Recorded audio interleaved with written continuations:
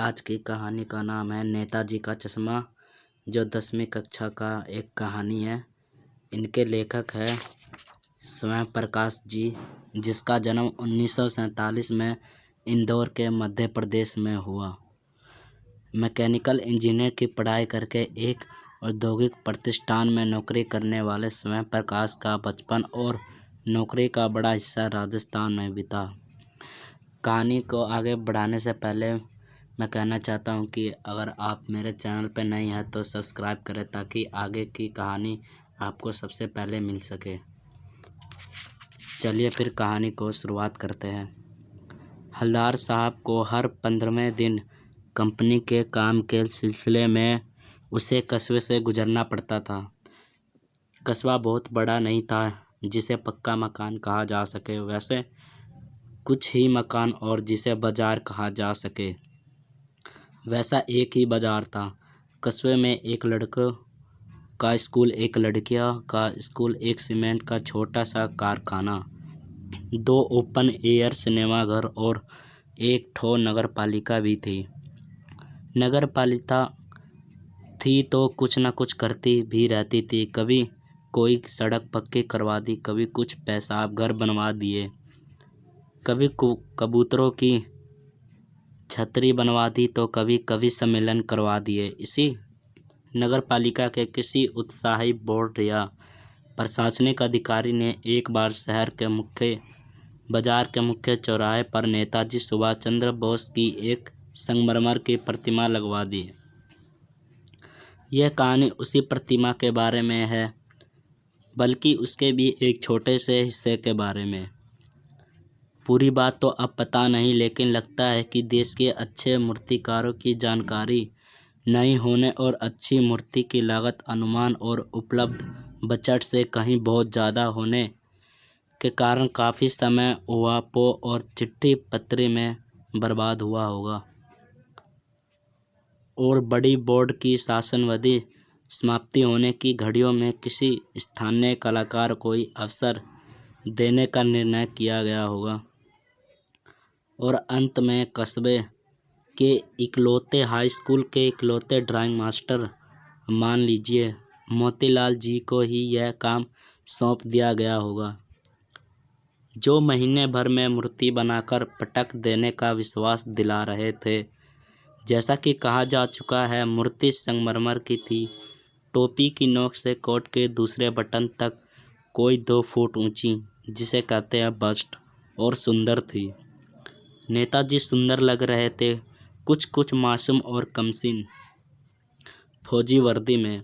मूर्ति को देखते ही दिल्ली चलो और तुम मुझे खून दो, मैं तुम्हें आज़ादी दूंगा वगैरह याद आने लगते थे।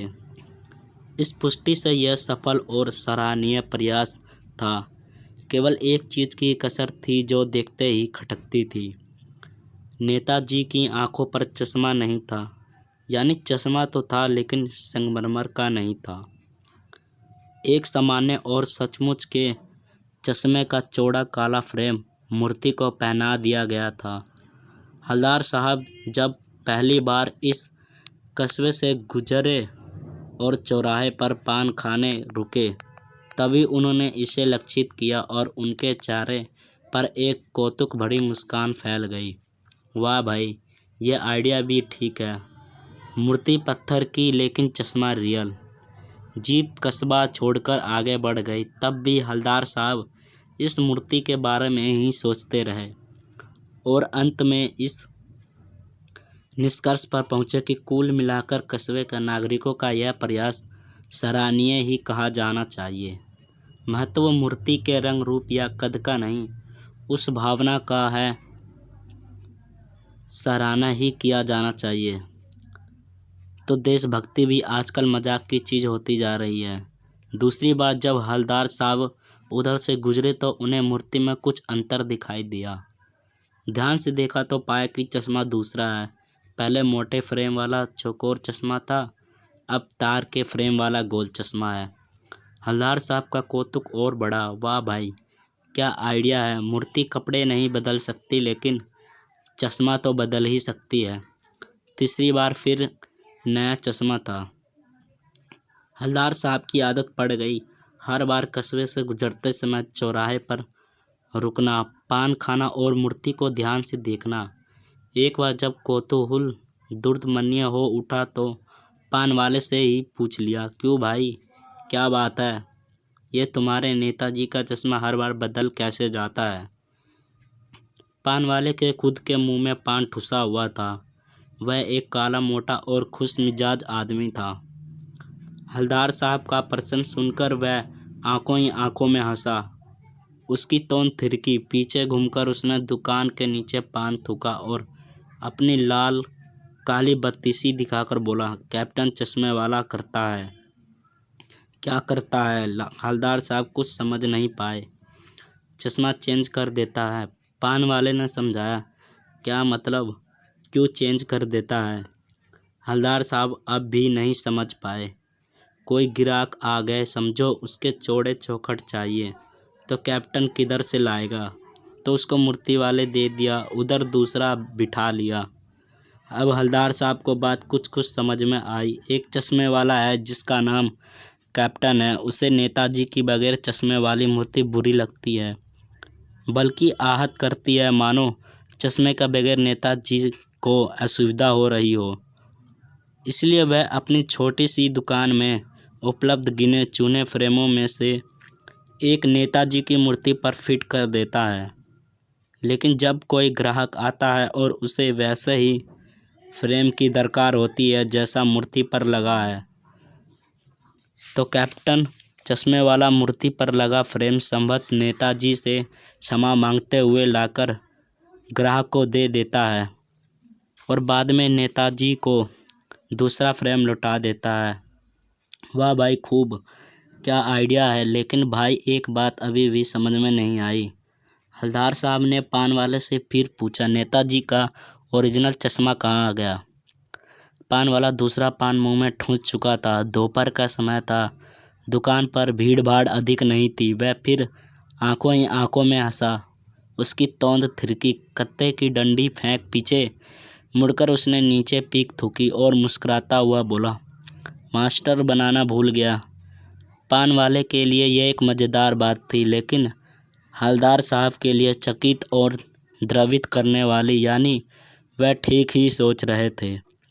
मूर्ति के नीचे लिखा, मूर्तिकार मास्टर मोतीलाल वाकई कस्बे का अध्यापक था। बेचारे ने महीने भर में मूर्ति बनाकर पटक देने का वादा कर दिया होगा, बना भी ली होगी, लेकिन पत्थर में पारदर्शी चश्मा कैसे बनाया जाए, कांच वाला यह तय नहीं कर पाया होगा, या कोशिश की होगी और असफल रहा होगा, या बनाते बनाते कुछ और बारीकी के चक्कर में चश्मा टूट गया होगा, या पत्थर का चश्मा अलग से बनाकर फिट किया होगा और वह निकल गया होगा। उफ, हलदार साहब को यह सब कुछ बड़ा विचित्र और कौतुक भरा लग रहा था। उन्हीं ख्यालों में खोए खोए पान के पैसे चुकाकर चश्मे वाले की देशभक्ति के समक्ष नतमस्तक होते हुए वह जीप की तरफ चले। फिर रुके, पीछे मुड़े और पान वाले के पास जाकर पूछा, क्या कैप्टन चश्मे वाला नेताजी का साथी है या आज़ाद हिंद फौज का भूतपूर्व सिपाही? पान वाला नया पान खा रहा था। पान पकड़े अपने हाथ को मुंह से 1.5 इंच दूर रखकर उसने हलदार साहब को ध्यान से देखा, फिर अपनी लाल काली बत्तीसी दिखाई और मुस्कुराकर बोला, नहीं साहब, वो लंगड़ा क्या जाएगा फौज में, पागल है पागल। वह देखो, वह आ रहा है, आप उसी से बात कर लो, फ़ोटो वोटो छपवा दो उसका कहीं। हलदार साहब को पान वाले द्वारा एक देशभक्त का इस तरह का मजाक उड़ाया जाना अच्छा नहीं लगा। मुड़कर देखा तो अवाक रह गए। एक बेहद बूढ़ा मरियल सा लंगड़ा आदमी, सिर पर गांधी टोपी और आंखों पर काला चश्मा लगाए, एक हाथ में एक छोटी संदूकी और दूसरे हाथ में एक बांस पर टंगे बहुत से चश्मे लिए, अभी अभी एक गली से निकला था और अब एक बंद दुकान के सहारे अपना बांस टिका रहा था। तो इस बेचारे की दुकान भी नहीं फेरी लगता है। हलदार साहब चक्कर में पड़ गए। पूछना चाहते थे, इसे कैप्टन क्यों कहते हैं, क्या यही इसका वास्तविक नाम है? लेकिन पान वाले ने साफ बता दिया था कि अब वह इस बारे में और बात करने को तैयार नहीं। ड्राइवर भी बेचैन हो रहा था, काम भी था। हवलदार साहब जीप में बैठकर चले गए। 2 साल तक हवलदार साहब अपने काम के सिलसिले में उस कस्बे से गुजरते रहे और नेताजी की मूर्ति में बदलते हुए चश्मे को देखते रहे। कभी गोल चश्मा होता तो कभी चौकोर, कभी लाल, कभी काला, कभी धूप का चश्मा, कभी बड़े कांचों वाला गोगो चश्मा, पर कोई न कोई चश्मा होता जरूर। उस धूल भरी यात्रा में हवलदार साहब को कौतुक और प्रफुल्लता के कुछ क्षण देने के लिए फिर एक बार ऐसा हुआ कि मूर्ति के चेहरे पर कोई भी कैसा भी चश्मा नहीं था। उस दिन पान की दुकान भी बंद थी, चौराहे की अधिकांश दुकानें बंद थी। अगली बार भी मूर्ति की आंखों पर चश्मा नहीं था। हवलदार साहब ने पान खाया और धीरे से पान वाले से पूछा, क्यों भाई, क्या बात है, आज तुम्हारे नेताजी की आंखों पर चश्मा नहीं है? पान वाला उदास हो गया। उसने पीछे मुड़कर मुंह का पान नीचे थूका और सिर झुकाकर अपनी धोती के सिरे से आंखें पोंछता हुआ बोला, साहब, कैप्टन मर गया। और कुछ नहीं पूछ पाए हवलदार साहब। कुछ पल चुपचाप खड़े रहे, फिर पान के पैसे चुकाकर जीप में आ बैठे और रवाना हो गए। बार बार सोचते क्या होगा उस कौम का जो अपने देश की खातिर घर गृहस्थी, जवानी, जिंदगी सब कुछ होम देने वाले पर भी हंसती है और अपने लिए बिकने के मौके ढूंढती है। दुखी हो गए। 15 दिन बाद फिर उसी कस्बे से गुजरे। कस्बे में घुसने से पहले ही ख्याल आया कि कस्बे की हृदय स्थली में सुभाष की प्रतिमा अवश्य ही प्रतिष्ठापित होगी, लेकिन सुभाष की आंखों पर चश्मा नहीं होगा, क्योंकि मास्टर बनाना भूल गया और कैप्टन मर गया। सोचा आज वहाँ रुकेंगे नहीं, पान भी नहीं खाएंगे, मूर्ति की तरफ देखेंगे भी नहीं, सीधे निकल जाएंगे। ड्राइवर से कह दिया, चौराहे पर रुकना नहीं, आज बहुत काम है, पान आगे कहीं खा लेंगे। लेकिन आदत से मजबूर आंखें चौराहे आते ही मूर्ति की तरफ उठ गई। कुछ ऐसा देखा कि चीखें रोको। जीप स्पीड में थी। ड्राइवर ने जोर से ब्रेक मारे। रास्ते चलते लोग देखने लगे। जीप रुकते न रुकते हवलदार साहब जीप से कूदकर तेज तेज कदमों से मूर्ति की तरफ लपके और उसके ठीक सामने जाकर अटेंशन में खड़े हो गए। मूर्ति की आंखों पर सरकंडे से बना छोटा सा चश्मा रखा हुआ था, जैसे बच्चे बना लेते हैं। हवलदार साहब भावुक है। इतनी सी बात पर उनकी आंखें भर आई। धन्यवाद दोस्तों। अगर यह कहानी आपको अच्छी लगी हो तो लाइक करें, शेयर करें, कमेंट करें। अगर चैनल में ना हो तो सब्सक्राइब करें। जय हिंद।